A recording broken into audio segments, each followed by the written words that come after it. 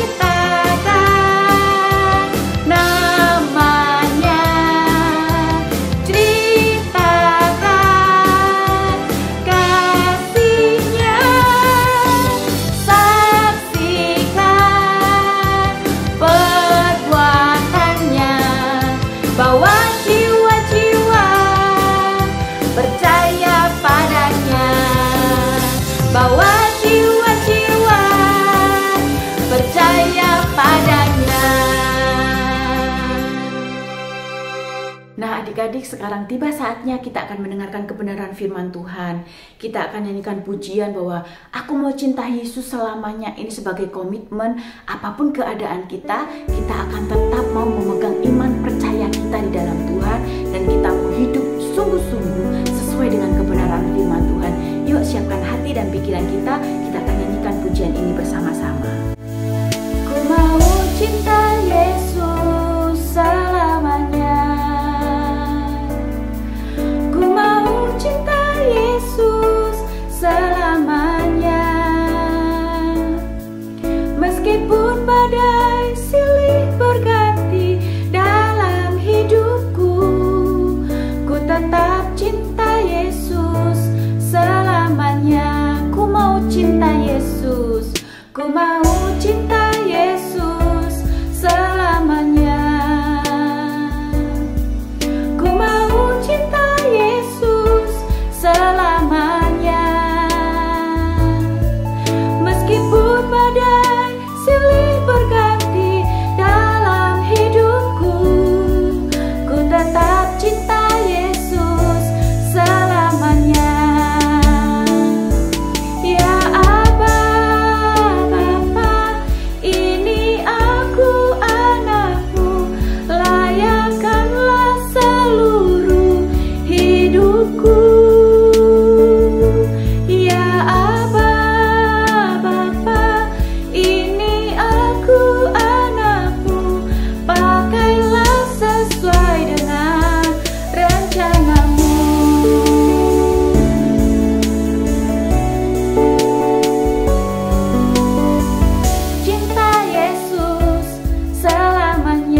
Adik-adik sendiri yang nyanyi. Selamanya. Meskipun badai silih berganti dalam hidupku, ku tetap cinta Yesus selamanya. Ya Aba, Bapa, ini aku anakmu, layakkanlah seluruh hidupku. Ya Aba, Bapa, ini aku anakmu, pakailah sesuai dengan rencanamu. Ya Aba, ya Aba, Bapa, ini aku anakmu, layakkanlah seluruh hidupku. Ya Aba, Bapa, ini aku anakmu, pakailah sesuai dengan rencanamu. Pakailah sesuai dengan rencanamu. Tuhan Yesus, sekarang kami mau mendengarkan firman Tuhan. Berkati Cici Koko yang akan membawakan firman Tuhannya, dan berkati juga yang ada di rumah agar dapat memahami firman Tuhan yang disampaikan. Dalam nama Tuhan Yesus, amin. Hai adik-adik, selamat hari Minggu. Hari ini kita akan belajar tentang sebuah cerita mengenai Cornelius menerima Injil. Namun sebelum itu, Cici mau bertanya kepada kalian. Andaikan sebuah keluarga tinggal di kotamu dan karena satu dan lain hal kalian tidak suka. Mungkin kalian tidak suka dengan pakaian mereka yang sudah lama dan sangat kotor. Atau mungkin mereka memiliki barang-barang yang terbaik dan tinggal di sebuah rumah yang sangat besar. Atau mungkin juga warna kulit mereka berbeda dengan warna kulitmu. Tetapi apapun alasannya, kalian selalu berusaha untuk tidak bermain dengan anak-anak dari keluarga baru itu. Nah, kemudian suatu hari, ibumu memintamu mengantar kue untuk keluarga ini. Tapi kalian tidak mau pergi. Kalian justru menolak dan tidak ingin bersahabat dengan keluarga ini.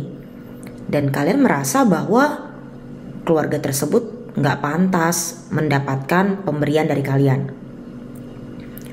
Menurut kalian, apakah Tuhan menginginkan kita memiliki perasaan seperti itu? Nah, Petrus pernah berada dalam situasi seperti ini.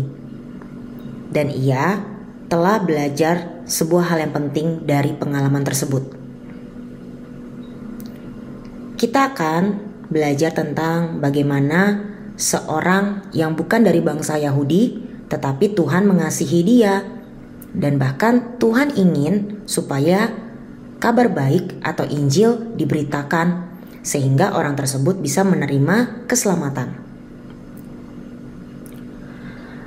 Suatu ketika Petrus memutuskan untuk tinggal di Yope sementara waktu dan berkhotbah pada banyak orang. Dia tinggal dengan seorang yang bernama Simon.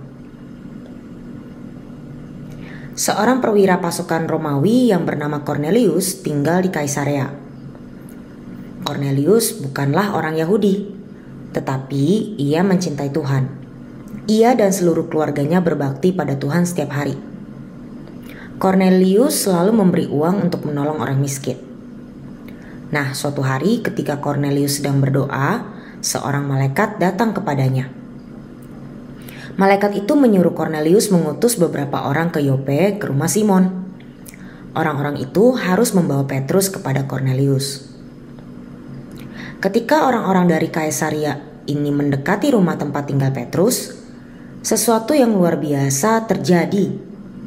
Saat itu sudah tengah hari dan Petrus merasa lapar, tetapi ia naik ke atas rumah untuk berdoa sampai makanan siap. Sementara Petrus berdoa, ternyata ia melihat sebuah penglihatan. Penglihatan itu adalah semacam mimpi adik-adik. Nah, di dalam penglihatan itu, Petrus melihat sehelai kain lebar yang bergantung pada keempat sudutnya yang turun dari langit. Berbagai jenis binatang, ular dan burung berada di dalam kain tersebut. Binatang-binatang itu sebenarnya tidak boleh dimakan menurut hukum Yahudi. Tuhan berkata kepada Petrus, "Sembelilah dan makanlah salah satu binatang itu." Tapi jawab Petrus, "Tidak Tuhan, makan binatang itu adalah bertentangan dengan hukum Yahudi. Aku belum pernah makan binatang itu sebelumnya."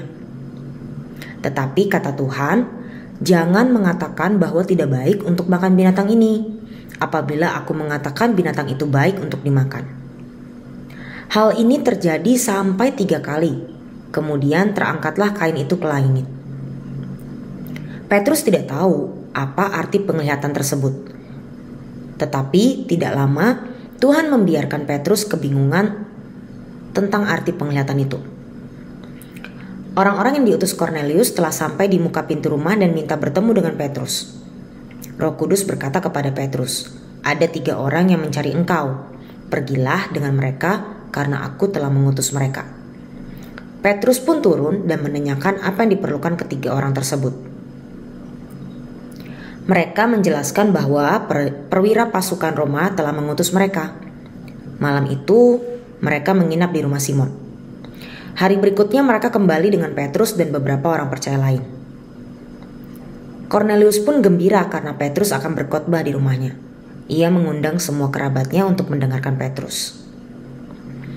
Petrus menjelaskan pada Cornelius dan sahabat-sahabatnya bahwa kunjungannya ke rumah seorang yang bukan Yahudi sebenarnya melanggar hukum Yahudi. Kemudian Petrus menceritakan penglihatannya tentang binatang-binatang itu kepada mereka.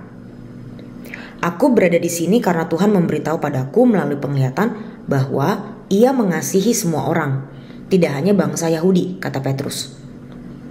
Petrus memberitahu kepada kumpulan orang itu bahwa Yesus telah mengajar tentang Tuhan, menyembuhkan orang-orang dan disalib tetapi hidup kembali.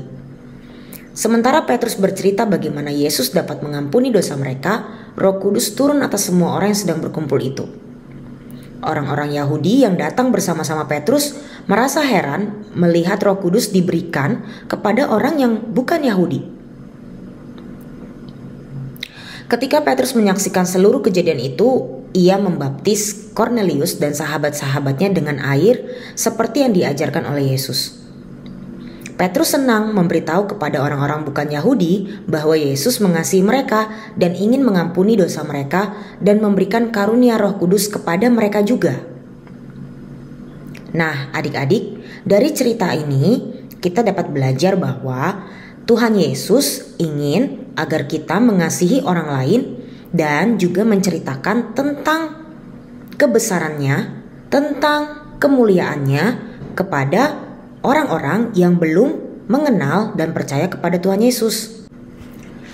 Jangan sampai kita berpikiran bahwa Tuhan Yesus itu hanya datang untuk kita, anak-anak Tuhan yang beragama Kristen dari lahir. Ingat bahwa kabar keselamatan itu juga berlaku untuk semua orang di dunia. Asalkan kita mau memberikan kehidupan kita untuk dipakai Tuhan sebagai alatnya untuk memberitakan kabar baik kepada semua orang. Justru Tuhan Yesus sangat senang kalau kita, anak-anaknya, bisa memberitakan kabar baik ini kepada sebanyak-banyaknya orang yang belum kenal Tuhan, yang belum tahu tentang Tuhan dari dia lahir, dari dia sejak kecil. Ketika dia sudah besar dan bisa mendengar tentang kebaikan Tuhan melalui pengalaman hidup kita, dan akhirnya orang tersebut bisa memutuskan untuk percaya kepada Tuhan dan menerima Tuhan Yesus sebagai Tuhan dan Juru Selamat untuk mereka, disitulah letak kekuatan dari Injil yang kita kabarkan buat mereka.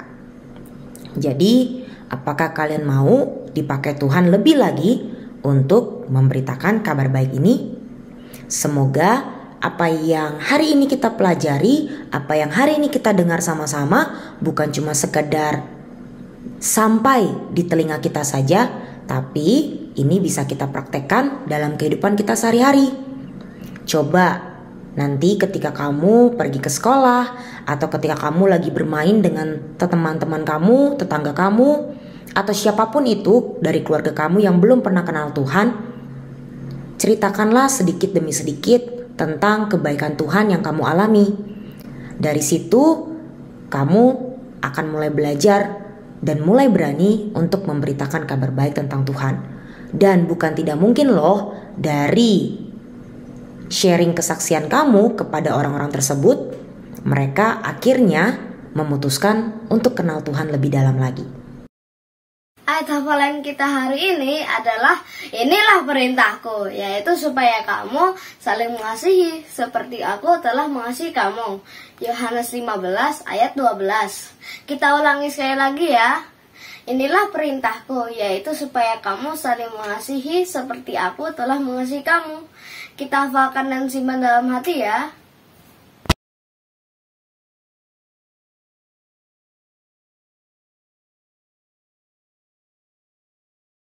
Adik, sekarang kita akan berdoa untuk menutup firman Tuhan pada pagi hari ini.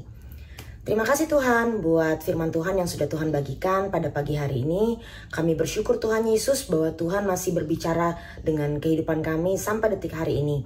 Kami berterima kasih juga Tuhan sudah mengajarkan kami untuk menjadi seorang anak yang tidak pandang bulu terhadap siapapun.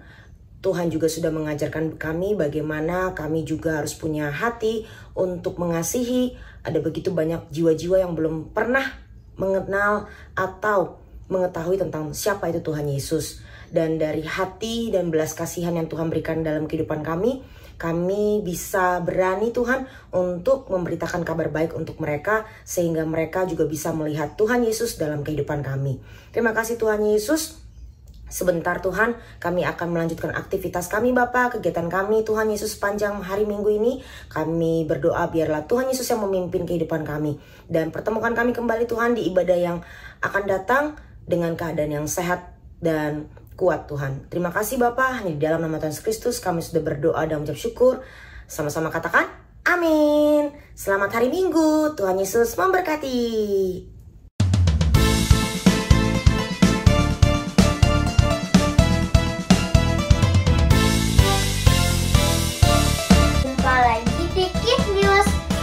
Mengingatkan teman-teman untuk memberikan persembahan di kotak atau amplop yang ada di rumah kalian masing-masing, atau menggunakan QR Code dengan bantuan Bapak Papa. Dan ini adalah nomor WA untuk teman-teman dapat memberikan kesaksian atau minta didoakan. Jangan lupa follow Instagram dan Facebook Live Kids serta subscribe YouTube channel Live Kids ya teman-teman. Bagi mama papa yang belum tergabung di WA grup kelas Live Kids, yuk segera menghubungi Live Kids. Dan aku juga mau ngajak teman-teman untuk beribadah secara onsite Live Kids di gereja kalau kalian dalam keadaan sehat ya. Sekian Kids News hari ini, God bless you. Hai adik-adik Live Kids, pengumuman hari ini pada Kamis ini akan ada Living Word Kids yang akan ditayangkan di channel YouTube Live Kids jam 10 dan juga di medsos Live Kids lainnya. Adik-adik jangan lupa saksikan dan kalian pasti akan terberkati. Oh ya, Cici Koko juga mengajak adik-adik Live Kids untuk dapat datang beribadah secara onsite di jam-jam ibadah yang sudah ada. Dan pastikan adik-adik datang dalam keadaan sehat ya. Lalu, sistem prestasi kehadiran adik-adik yang beribadah secara onsite sekarang sudah menggunakan kartu. Jadi setiap beribadah jangan lupa dibawa kartunya ya. Lalu di-tag di mesin absensi yang ada di depan jurnal 0. Dan yang pasti jangan sampai hilang ya kartunya. Nah, buat adik-adik yang belum mendapatkan kartu, dapat menghubungi guru kelas masing-masing saat beribadah secara onsite. Oh ya, buat adik-adik Live Kids yang belum dapat beribadah secara onsite, masih bisa beribadah secara online ya di YouTube Live Kids jam 9.30. Adik-adik dan mama papa juga dimohon untuk memperhatikan info-info yang ada di grup WhatsApp kelas Live Kids dan juga medsos Live Kids agar tidak ketinggalan info-info seputar kegiatan Live Kids. Bye-bye!